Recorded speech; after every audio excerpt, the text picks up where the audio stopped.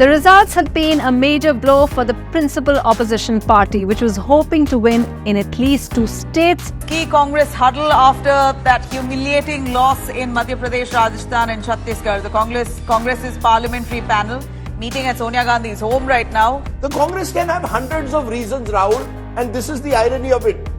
They are still living in denial. India and Indians today are extremely polarized. As you all look at the thumbnail of this video, and before you call me an Andhbhakt and Modi supporter, I want to share a very interesting and an exciting news with all of you, which is that I am starting a new political series as we all run towards India 2024 Lok Sabha election. And while this video is not just about anti-Congress or Rahul Gandhi, there will be similar videos to share neutral opinions and make sure that BJP is also held accountable, and so are other political parties as well. And while in this video we go through a detailed analysis, I want to talk you through what this entire political series as we all run through the next 2024 elections will comprise of. In the entire video you will learn political analysis and problem solving, making sure that you're learning skills so that you learn how to evaluate an organization or to evaluate a party. And as we evaluate, I also want to talk about if you do not politically aware yourself, then you are going to be governed by people who are going to be inferior to you. So as we all advance our careers and our life, it is equally important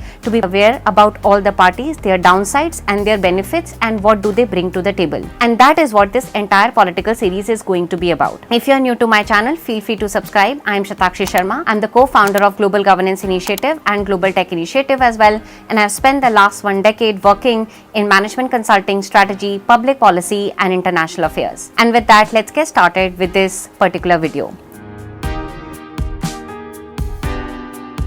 As per Election Commission of India, BJP had a funding of 719 crores in their financial year of 22 and 23. However, Congress on the other side had just donations of 79 crores. Grasp that data point. BJP is standing at approx 10x of the number at which Congress is standing right now. And as we all look back at the year 2023, let us divide in the sense of demand and supply. What has Congress party been doing with you all, and what can they learn as they all run towards the 2024 elections? Right off the bat, let's start understanding the demand. What are they offering to the demand, and how are they operating in India as a demography? Number one thing that could be very challenging and could be an asset to a lot of people, which is what Rahul Gandhi has been proposing, is a caste census, which is what we all educated people will understand is kind of bringing back the Mandal Commission. If caste census takes place, if people get to know what not just your religion is but what your caste is, we all know what the next steps would be. I know that I'm a general Hindu girl. A lot of you might call me upon and say that a lot of people still need reservations, so on and so forth, but this is a classic strategy of divide and conquer, and gone are the days of Mandal Commission. The new India is certainly educated and understands the reasoning behind those policies. So that may or may not be a complete complementary to the Hindi speaking belt, which is where largely Congress party is having a lot of challenge to come back in power, especially in states where they could not even be re-elected. So that's on the demand side. As you talk about the offering and the supply side, the biggest challenge that Congress has been facing is its subsidy driven politics, which is actually coming through their Nyay scheme as well, whereby they want to give subsidy further to the lower economic strata of the society as well. Subsidies might be good, and there are a lot of economic to and fro when it comes to whether subsidy is the best option or the least best option. We need to understand that Congress party is struggling with coming up with real issues.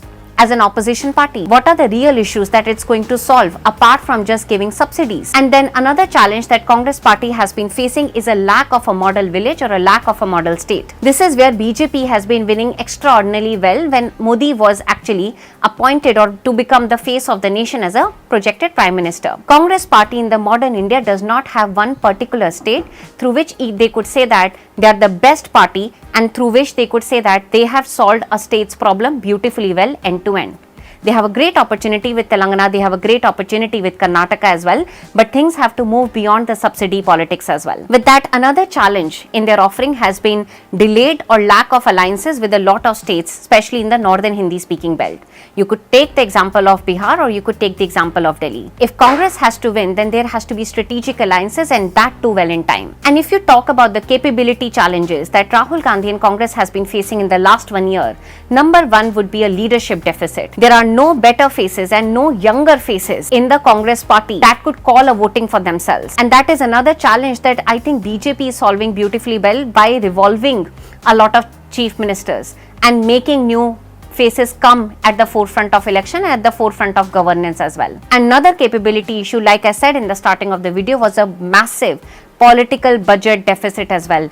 If BJP is getting 719 CR in 22-23 and Congress is sitting at 79 CR, literally think of these two organizations as startups. When you think of Amazon versus Flipkart, the more deep-pocketed an organization is, the more marketing they can do, the more YouTube ads they can do, the more better messaging they can do as well. But at a central organization level, Congress party has been struggling with a lot of capability deficit and budgetary deficit as well. And if we take a step back, it is not democracy which is failing Congress party. Unfortunately, it's the weakening of the Congress party which is failing our democracy as well. And if we have to slowly move toward the entire suggestion for this video, recommendation for this video, number one would be Congress party will have to revive itself in the Hindi speaking belt and move away from the communal disharmony or the caste politics as well.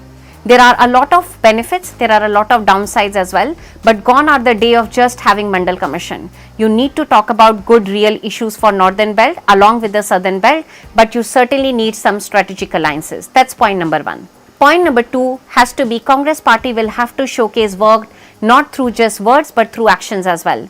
They will have to showcase a Gujarat-like model state and say that we have solved a state beautifully from governance point of view, from economic point of view, from peaceful point of view as well, and we can bring the entire outcome at a national level as well. That's point number two. And point number three has to be around a much more rounded leadership in the Congress party as well. I know that there has to be a face of the party, which is Rahul Gandhi, but he cannot become the chief ministers in all the states. It's as realistic as it can get.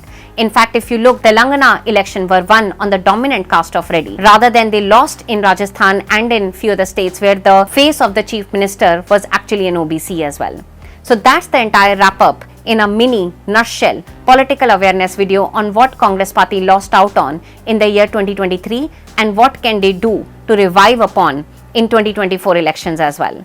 This video is not politically influenced video. This is not paid video by any of the parties, and we intend to do a lot of neutral analysis of all the parties as well.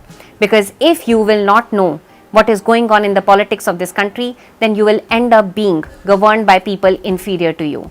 You have to be better aware, you have to be better skilled so that you can choose the next Prime Minister of India. And if you're interested to build a career in public policy and in social impact, you can check out my organization GJ Impact Fellowship, whereby we bring in mentors from McKinsey, BCG, Bain, from not just India but across the world, from United States as well, who will train you in 10 weeks format, a consulting style paper from a lot of topics from climate impact to women representation in politics and policies to artificial intelligence as well.